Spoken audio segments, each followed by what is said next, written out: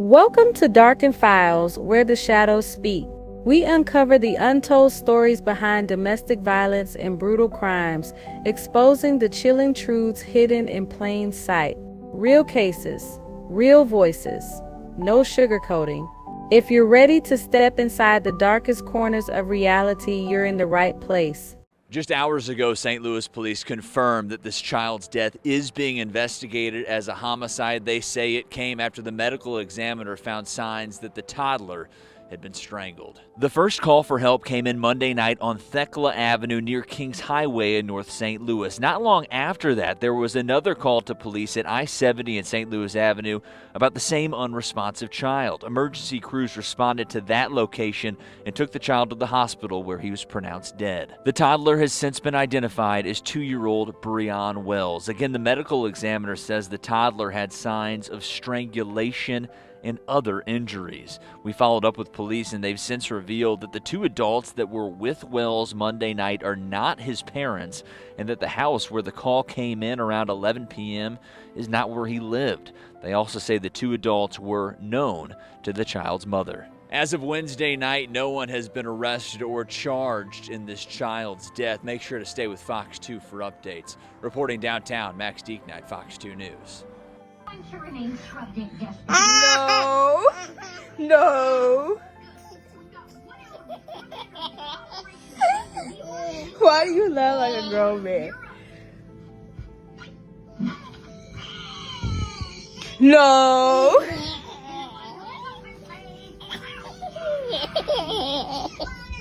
Before we go any further, I need to warn you. This one is heavy, really heavy. We're talking about a 2-year-old. We're talking about a child his mama loved and trusted. We're talking about a confession so disturbing, even detectives struggled to write it down. If you've got kids around, come back later. Bre'Yeon Wells deserved better. Way better. Let me tell you about Bre'Yeon Wells. 2 years old. A baby who could light up a whole room just by walking in. His aunt posted videos on Facebook. You see him, you see joy.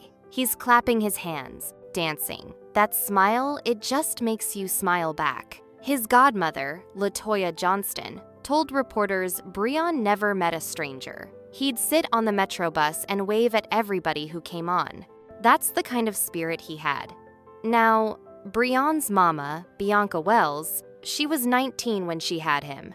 And look, there's no handbook for parenting, especially that young, especially when you're grinding to make it in this world. Bianca worked long, shifts just to provide. She didn't have a lot of support. That's the reality. Enter Latoya Johnston, 42, mother of 4, Bre'Yeon's godmother.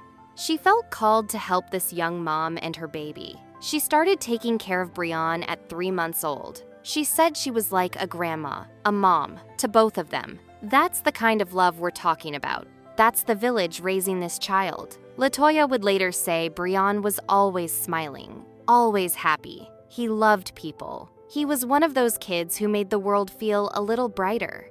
But here's the thing about being a young working mother with little support. You can't always choose your ideal setup. You do what you have to do. For Bianca, that sometimes meant trusting the people closest to her, people she thought she could count on. One of those people was her boyfriend, 21-year-old Nico Cotton. We don't know a lot about their relationship, how long they'd been together, how serious it was, what we do. No, Bianca trusted him enough to leave her most precious thing, her baby boy, in his care. And that trust, that's where everything went wrong. October 27th. Just another day, right? Bianca had to work. She needed someone to watch Bre'Yeon. Police say Nico Cotton had been the sole caregiver for several days. Several days. Think about that. This wasn't the first time. This was a pattern. Bianca felt comfortable enough with this arrangement to keep doing it, so she goes to work. Her baby is with someone she trusts, someone she's in a relationship with, someone she believes cares about him. But here's where the story takes a turn. Nobody could have seen coming. That night, October 27th, around 10:40 p.m., police get a call. Emergency. A 2-year-old boy, unresponsive. The house, not Bre'Yeon's home. The two adults, not his parents. Known to Bianca, yes, but this was not where he lived. Emergency crews rush in. Then another call. I-70 and Street, Louis Avenue, same child, same unresponsive baby. Paramedics arrive. They scoop him up and rush him to the hospital. Bre'Yeon Wells, 2 years old, pronounced dead, gone. Just like that. The child abuse unit takes over. Anytime a 2-year-old dies unexpectedly, especially not with their parents, especially not at home, that's automatically suspicious. The adults, including Nico Cotton, were questioned, then released. Investigators didn't have all the answers. They needed the medical examiner. Let me tell you something. It's about to get real dark.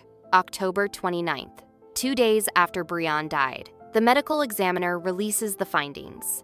These are not injuries from accidents, not from a fall, not from rough play, not from anything normal. The findings? Evidence of strangulation. Bre'Yeon had been strangled. 2 years old, strangled. But that's not all. Lacerated liver, multiple internal injuries, asphyxial injuries. Cause of death? Homicide. Let me say that again. Homicide. Somebody killed this child on purpose. One more finding. One more piece of evidence that turns this case from tragic to incomprehensible. Signs of sexual assault. A 2-year-old baby, sexually assaulted, strangled, beaten so badly his liver was torn. Make it make sense, because I can't. The case moves from child abuse to homicide detectives. Now it's murder. The focus is on the person who claimed he was the sole caregiver. The person Bianca trusted. Nico Cotton, October 30th.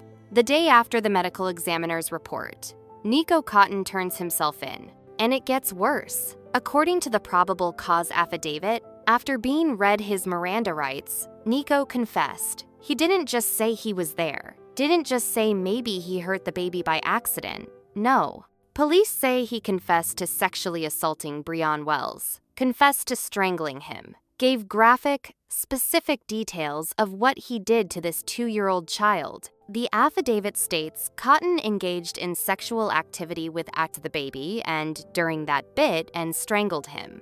Bre'Yeon's death? The result of multiple injuries during the sexual assault. I have to pause here. How do you even process that? How do you wrap your mind around it? Someone doing that to a child? To any child, but especially a child his mother trusted, a child you were supposed to protect. Nico Cotton was charged with second-degree murder, forcible sodomy, statutory sodomy, and abuse of a child resulting in death. And somewhere in all of this, Bianca Wells, 19, working her hardest, gets a phone call. The kind that changes your entire life. The kind that shatters everything you knew. Her godmother, Latoya Johnston, described it. She said Bianca was screaming, telling her to get to Cardinal Glennon Hospital. And then they said, Bre'Yeon's dead. Latoya said her heart literally stopped, couldn't understand it. How could this baby be dead? This happy, smiling, waving at everybody on the bus baby? How could he just be gone? But he was. And the person who did it? That's what makes this story cut so deep. Now, let's talk about what investigators pieced together. When they first got the call on October 27th, they had no idea what they were walking into. Just an unresponsive 2-year-old needing help. When detectives asked questions, here's what they learned. Nico Cotton said he was the sole caregiver that day. Not just that day. He'd been watching Bre'Yeon for several days. This wasn't a one-time babysitting gig. It was ongoing. The child abuse unit handled the case first because the circumstances were suspicious. Baby dies with adults who aren't parents. Injuries don't match any accident. Location isn't the child's home. They questioned Cotton, questioned the other adults, then released them, waiting for the medical examiner's report. Without that report, they couldn't prove what happened. They needed evidence. October 29th. Evidence comes back. Horror confirmed. Case escalates to homicide detectives. Strangulation marks, internal injuries, lacerated liver, signs of sexual assault, not just abuse, torture, sustained attack on a defenseless baby. Forensic evidence doesn't lie. It told the story. Bre'Yeon Wells suffered. His last moments filled with pain and fear. Someone he should have been safe with became the person who took his life. October 30th. Nico Cotton turns himself in. Read his Miranda rights. Then he allegedly started talking. Confessions always raise questions. Was he coerced? Was he mentally sound? Did he understand his rights? According to the affidavit, Cotton didn't just admit it. He gave details. Specifics of sexually assaulting the child, biting him, strangling him. Details matching the medical examiner's report. Investigators didn't have to guess. Didn't have circumstantial evidence. They had a confession. Medical evidence. A defendant telling police exactly what he did. Nico Cotton faces 4 charges. Let me break them down. These charges? Life-altering. Serious. First, second-degree murder. You might wonder, why not first degree? Here's the difference. First-degree murder. That means someone planned to kill, thought about it, decided to do it, then did it. Hard to prove in a case like this. Murder? Different. That means you caused someone's death while trying to hurt them seriously. You might not have planned to kill, but your actions were so violent, so reckless, death happened anyway. In Missouri, that can mean 10 to 30 years. 30 years? That's basically a life sentence. Second charge, forcible sodomy. It's an unclassified felony, but treated like an aggravated crime. To prove it, prosecutors have to show force was used to overcome resistance. A 2-year-old resisting an adult? Automatic. Any reasonable person would see that. Minimum 10 years, consecutive to other sentences. It stacks. Third charge, statutory sodomy. Focuses on the victim's age. Bre'Yeon was under 12, minimum 10 years. Runs consecutive again. Fourth charge, abuse of a child resulting in death. Class A felony in Missouri. Same 10 to 30-year range as murder. But here's the kicker. If a child dies from abuse, no probation. No parole until at least 15 years served. Do the math. Cotton convicted on all counts. Minimum 10 years for forcible sodomy. Minimum 10 for statutory sodomy. At least 15 for child abuse. Plus second-degree murder. Some run consecutive. He's looking at decades behind bars. Maybe the rest of his life. And honestly, if he did what he confessed to, that's exactly where he belongs. While the courts worked, a mother tried to make sense of her world falling apart in one night. Bianca Wells spoke to the media after her son died. Girl, I can't even imagine that. Talking publicly about the worst moment of your life while you're still reeling, she said. My baby was so happy. He was so loving. He loved everybody and everything. Bianca Wells, Bre'Yeon's mother, reminiscing on her little ball of sunshine. He just wanted to be a kid and enjoy life. Now Bianca is left holding this photo of Bre'Yeon tight. She says her only comfort now is knowing he was loved and that he's in a better place with her father. I feel like my baby was safe and he was okay and he was looked after and he wasn't. And I love you, Duty. I'm sorry. She watched crime shows on TV. Now, she's living in one. Her happiest baby is gone. She can't breathe, can't process it. How do you? Bianca had a message for families. Support your family. Be there for them because you could be like me and have nothing. Nothing. Everything is tainted now. Every video of Bre'Yeon laughing, clapping, being happy, a reminder of what was stolen, what was taken from him, from her. One comfort, believing he's in a better place, that he's safe now. The guilt? Crushing. Bianca trusted Nico Cotton. She left her son with him. She thought he was safe. Now she lives with knowing the person she trusted did the unthinkable. A burden no parent should carry. But she carries it every day. Latoya Johnston, Bre'Yeon's godmother, spoke to reporters too. She defended Bianca. This is a pain I wouldn't wish on anyone in the world. Is greater than. Latoya Johnston says her connection with 2-year-old Bre'Yeon Wells was instant. She started taking care of him at 3 months, feeling called to help the boy and his young mom. He's always smiling. He's never met a stranger. He would sit on the metro bus and wave at people as they came on. He loved riding the metro. Last Monday, Latoya got a call that changed her life forever. His mom called me screaming and said, "Mom, you got to get to Cardinal Glen." And they just said, "Bre'Yeon is dead." And my heart literally stopped. And I was like, what do you mean they said he's dead?